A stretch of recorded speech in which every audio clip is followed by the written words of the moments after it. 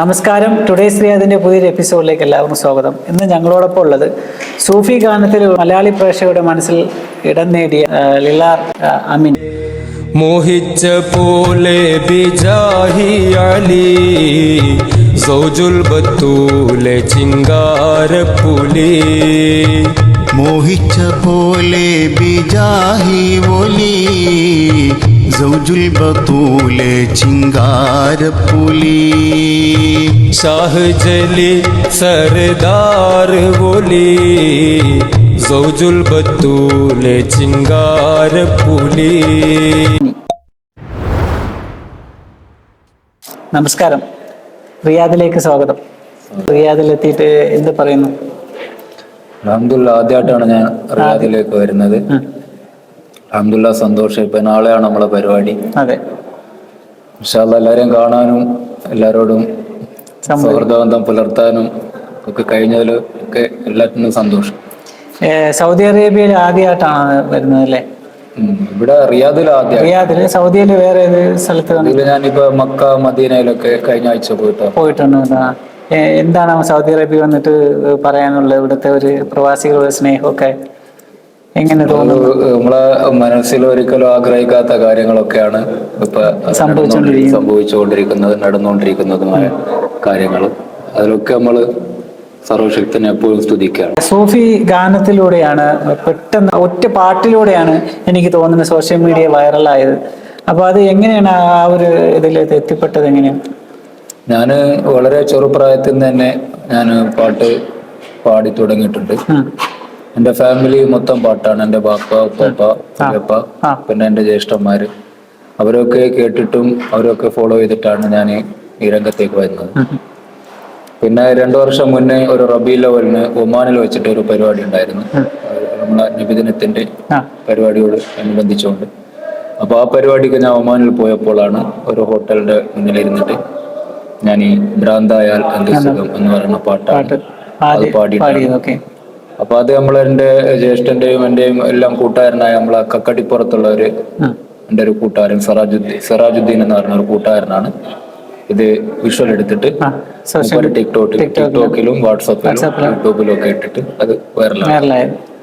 ഭ്രാന്തായാൽ എന്ത് സുഖം എന്ന് പറഞ്ഞ പാട്ട് ജാബിർ സുലൈം സാബ് എന്ന് പറയുന്ന ഒരാളാണ്. ഇക്കറ ഹോസ്പിറ്റലിൽ ഒരു മെഡിസിൻ മാനേജറാണ്, നമ്മളെ കോഴിക്കോട് ഇക്കറ. അപ്പൊ ഞങ്ങളൊരു 10, 11, 12 വർഷം മുന്നേ ഉള്ള ഒരു കൂട്ടുകാരാണ്. പരിചയമുണ്ട്. ജാബിർ സുലൈം സാറിനെ എനിക്ക് പരിചയമുണ്ട്. പിന്നെ അദ്ദേഹത്തിന്റെ വരികളും അദ്ദേഹത്തിന്റെ പാട്ടും എല്ലാം വളരെ ഇഷ്ടമാണ്. അപ്പൊ അങ്ങനെ സാറിനോട് ഞാൻ പറഞ്ഞു, സാറ് പാടിയ പോലെ അല്ല, ഞാൻ എന്റേതായ ഒരു ശ്രുതിയിലാണ് പാടുന്നത്. അപ്പൊ അങ്ങനെ ഇപ്പോഴും ഞാൻ പാടുന്നത് സാറ് പാടിയ പോലെയല്ല, ഞാൻ എന്റേതായ ഒരു സ്റ്റൈലിലാണ് ആ പാട്ട് പാടുന്നത്. അപ്പൊ അന്ന് മുതൽ ഒമാനിൽ വെച്ചിട്ടാണ് നമ്മള് വൈറലാകുന്നത്. പ്രത്യേകിച്ച് എനിക്ക് തോന്നുന്നു നമ്മള് കേരളത്തില് സൂഫിസം ആ ഒരു പാട്ടിലൂടെ പ്രമുഖനാകുന്ന വളരെ റെയറാണ്, കുറവാണ്.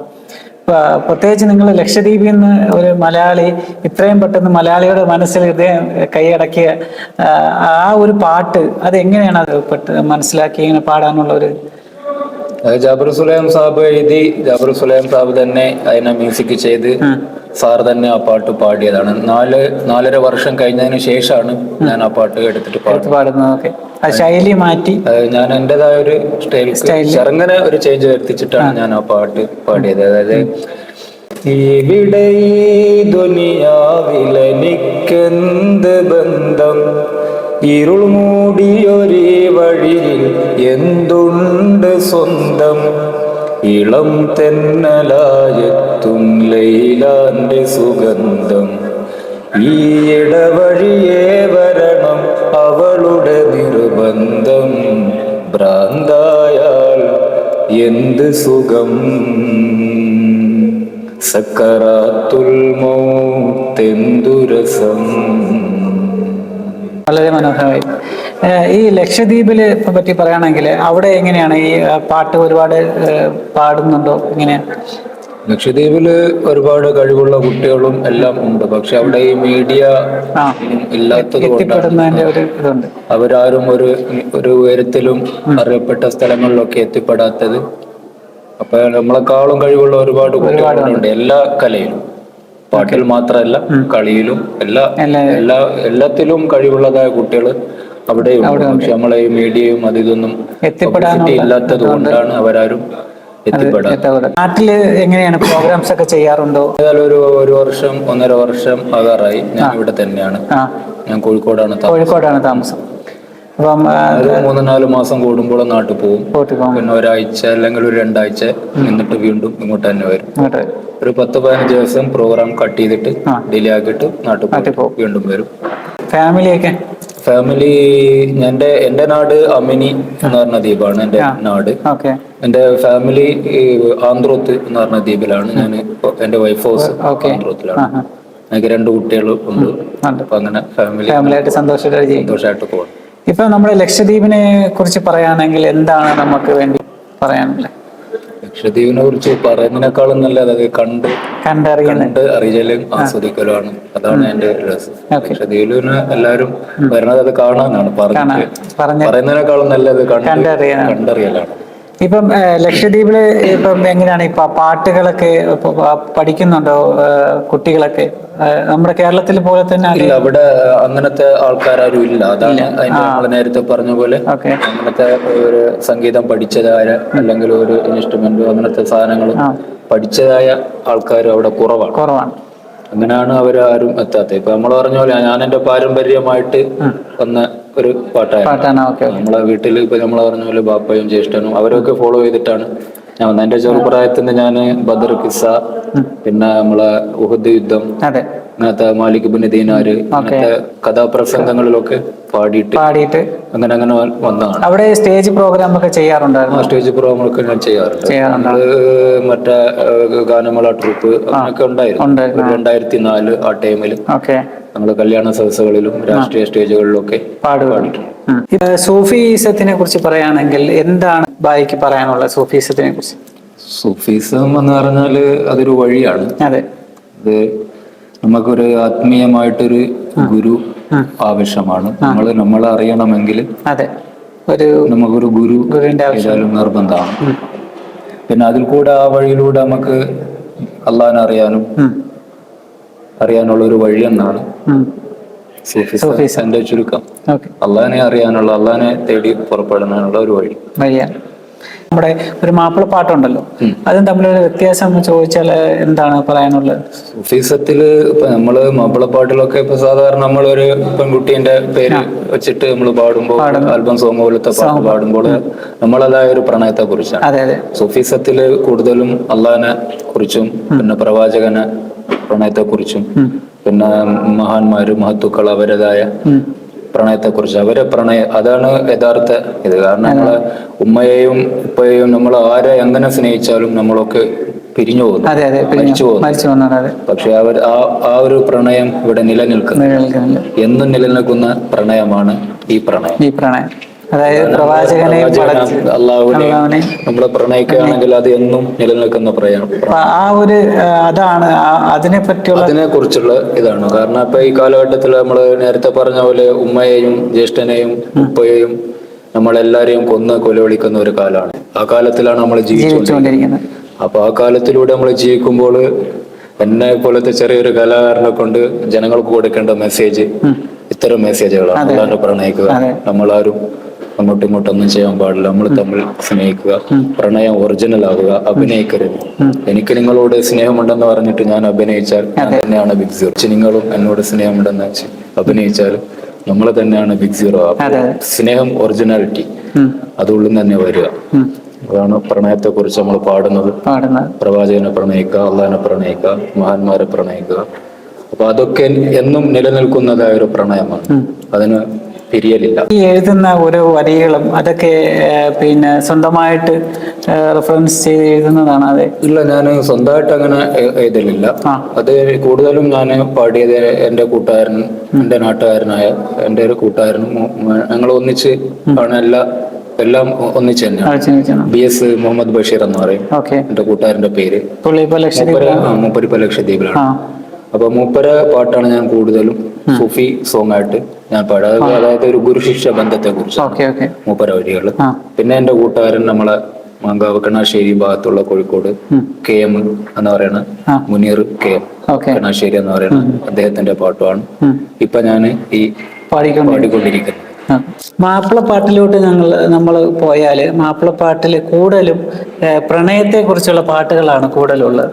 അപ്പൊ അതുപോലെ നമ്മൾ സൂഫിയസത്തിലോട്ട് വന്ന ആ പാട്ടുകളിലൂടെ വന്നാല് കൂടുതലും നമ്മുടെ ദൈവത്തിനെ കുറിച്ചും ദൈവത്തിന്റെ പ്രീതിക്കും അങ്ങനെയുള്ള പാട്ടുകളാണോ?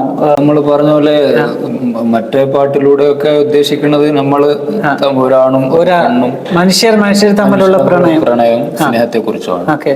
നമ്മളിപ്പോ ഈ പാടിയ പാട്ടുകളിലൊക്കെ ചില ആൾക്കാർ വിചാരിക്കുന്നത് പെണ്ണുങ്ങള് അവരെ കുറിച്ചാണ് പറയണത്, പാടുന്നത്.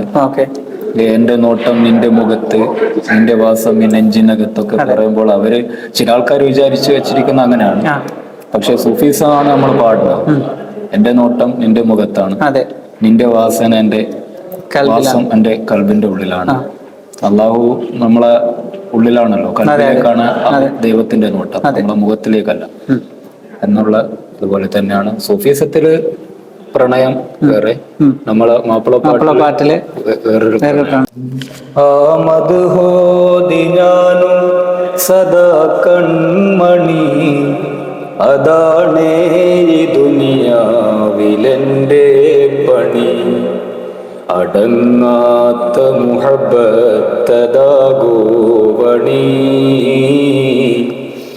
അടക്കാത്ത വാതിൽ അതായൻ തണി, അടക്കാത്ത വാതിൽ അതായൻ തണി, രാഗമേ ഞാൻ നിനക്കെന്റെ സർവം തരാം, പകരമായി നീ എനിക്കൻ ഹബീബേ തരൂ, പകരമായി നീ എനിക്കൻ ഹബീബേ തരൂ.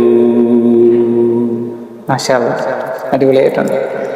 ഇപ്പം സൂഫിയസത്തിലുള്ള പാട്ടില് കൂടുതലും നമ്മൾ പ്രവാചകനോടും ഉച്ചവനോടും തമ്മിലുള്ള ഒരു സ്നേഹബന്ധമാണ് കൂടുതലും നമ്മൾ അതിൽ വരികൾ വരുന്നത്. പല പല സ്റ്റേജുകളിൽ പോയി പാടും, ജനങ്ങളോട് ഒരു വേറെ രീതിയിലുള്ള പാട്ട് മാപ്പിളപ്പാട്ടൊക്കെ പാടുമോ?